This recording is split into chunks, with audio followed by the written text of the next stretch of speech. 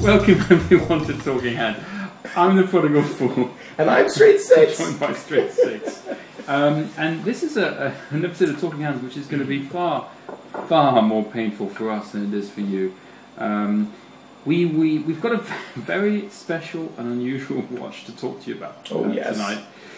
And as you can see, it's green. So we thought, what the hell are we going to drink with this? What have we got that's as green as this watch? And the truth is, there aren't that many nice things to drink. In fact, as it turns out, there are no nice things to drink. Which Absinthe. Didn't have any. No. Pisang Ambon. Revolting. Didn't have any.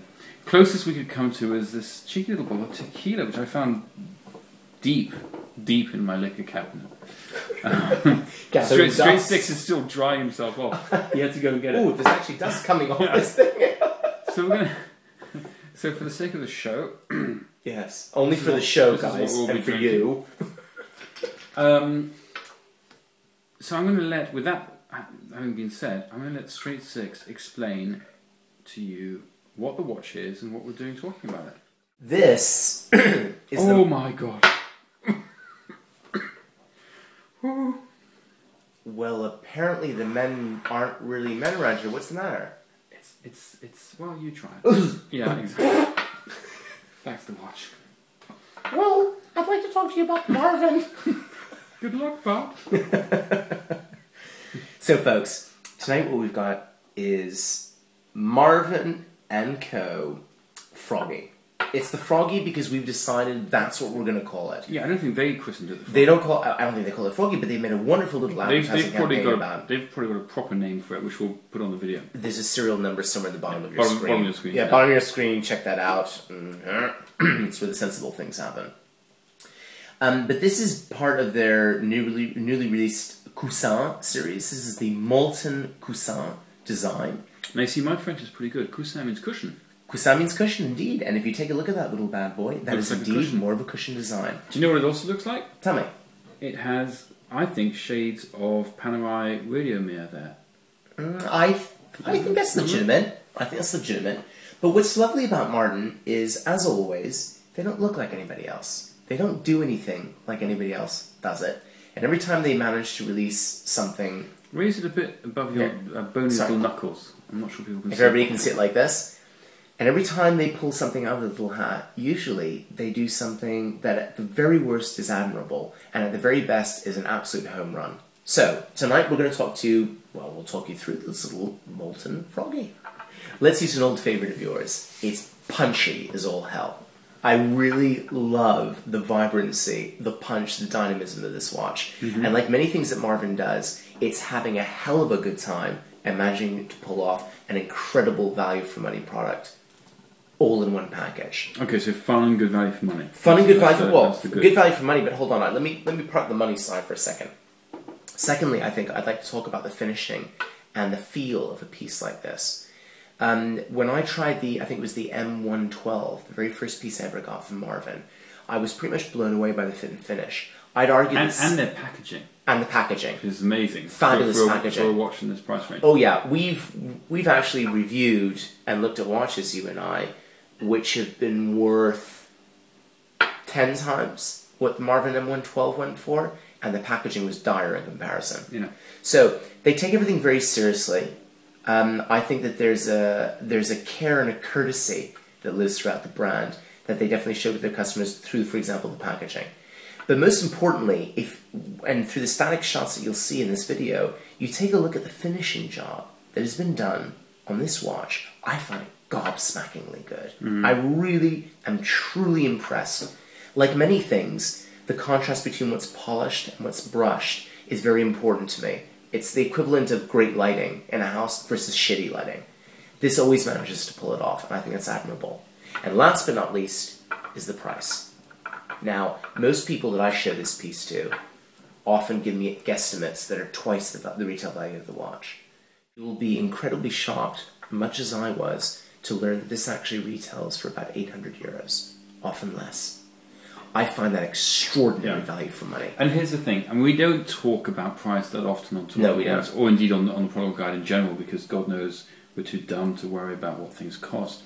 But I think in the case of Marvin, it is very much their USP, isn't it? Because they're making watches which, in terms of quality and look and feel, belong in a higher price bracket, and yet they're selling them for less than €1,000. Which once you take the price on board, transforms your assessment of the watch completely.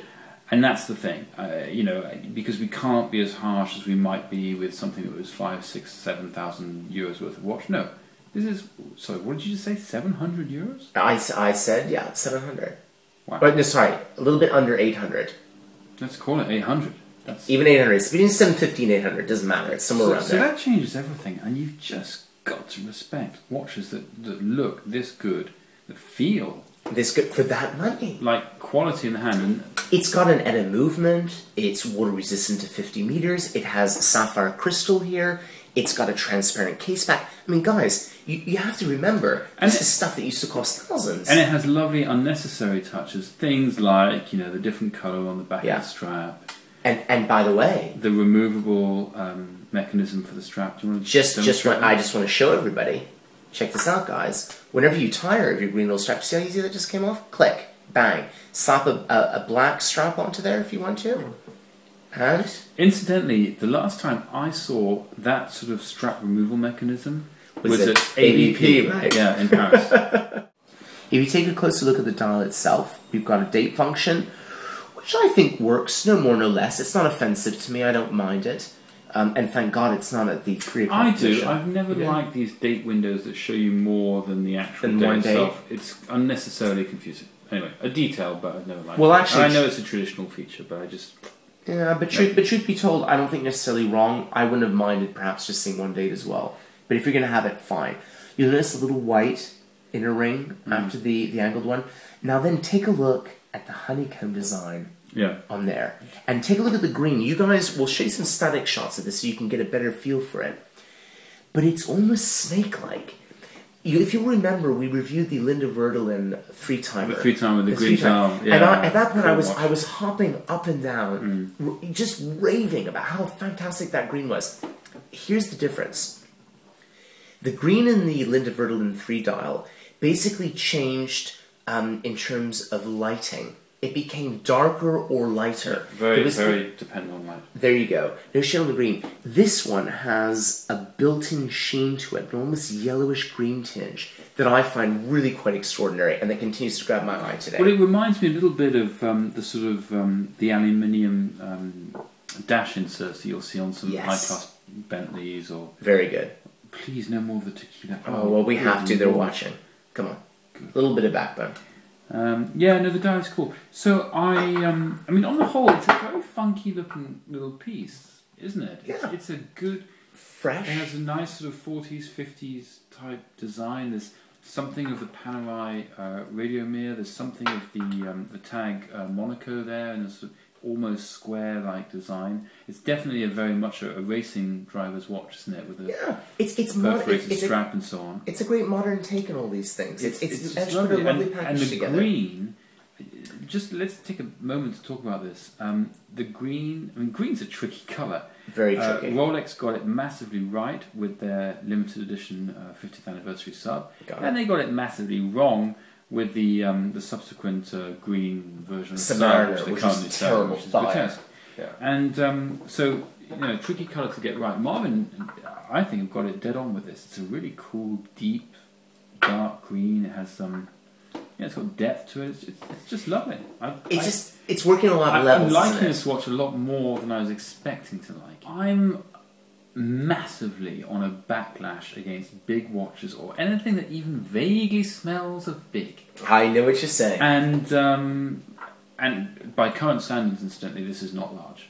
So let's be clear. But for my taste, I would just downsize it just a tiny little bit, you know, and then it would just be really classy. And I'm probably going to say this of almost every watch that we look at forever.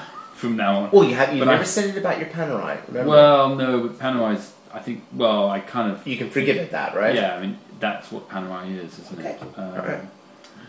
But I'm not exactly crazy about Panerai. So a little too large? So if I was changing the watch, I'd make it just ever so slightly smaller. But other than that, Anything else bad? Is there anything in this price range? It's really hard to fault. And by the way, guys, I'm having a fascinating time watching him manipulate this watch because, like, I'm desperately looking for something to criticize. By the way, I can't. But you are, and that's what I'm observing. I mean, okay, you know, the leather is not top grade. This is there's a hint of plastic about this, but guess what? Change it if you don't like it. But you're having a hard time. But you're having a hard time. This case is almost faultless. The watch itself, the case itself, full of lovely. See the little Marvin? Yeah, exactly. Inscriptions there, screws that are exposed here on the back of the case. Lovely design. And you'll always notice the the red at the 8 o'clock position. 8 o'clock is a Marvin red. See the little numeral there? No, damn it, I hadn't noticed, but yeah, very nice. On every Marvin. And isn't that lovely and so much more subtle than Rolex putting Rolex all the way on the outside? Oh, because what else are you going to do if you're not wearing Rolex everywhere? The only criticism I can come up with is I probably would have dulled the numerals on the dial. That's just one little flash too many, but crikey, I can't think of anything else. Tone it down a fraction. Give me shave off a couple of millimeters. Just... Literally 2. Yeah. Just do 2. I couldn't, not much more than that. And what you pointed about brushing with a matte finish, the numerals, is exactly what I was going to say. Could we not have done something a little more creative and a little more subtle? By the way, I really wouldn't have minded actually looming those numerals, and I'll tell you why. Because in the dark, you can see the hour and minute hands perfectly. You can't see anything else. It's lumen green, of course. Exactly. Great fun. You could have done that. To your other point, the leather strap, I agree too. Could we maybe want to it's not a little bit more? But on the other hand, we've just been praising its price, so you can't have it both ways. And I still intend to buy a 50th anniversary Rolex Froggy to share with my wife. We have both the same wrist size. I think it's a lovely piece. I love the green. I think it's beautifully carried off. But the problem is this. A Rolex Froggy is going to set you back anywhere up from 4,000 euros. This puppy is under 800. It's just as resilient. It's even more fun. In some cases, it's better designed than a Froggy Submariner. It's more interesting. And it's more interesting. Yeah. It just catches your attention. So, the bottom line... You'd buy one? I tell you what, I want to keep the audience in suspense. Why don't I get back to them on that? But let's just say I'm very seriously thinking about it. Okay. Wow. Interesting. I wouldn't buy one, but that's only because I just feel like as a watch collector, watch person, I've gone beyond this price bracket, and I want things which are of more historical importance. I know it sounds pretentious, but if I'm actually going to spend my own money, I want something which has more history.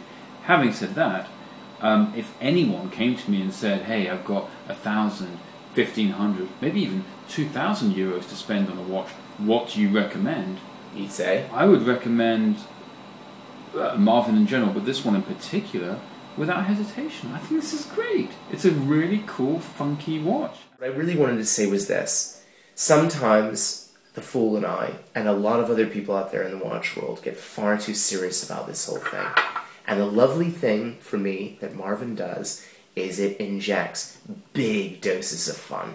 And it reminds you of the kind of sweet instant gratification you can get from a great fun little watch. And screw the rest of it. Screw the price, screw the pedigree in a lot of ways. Just have a great time.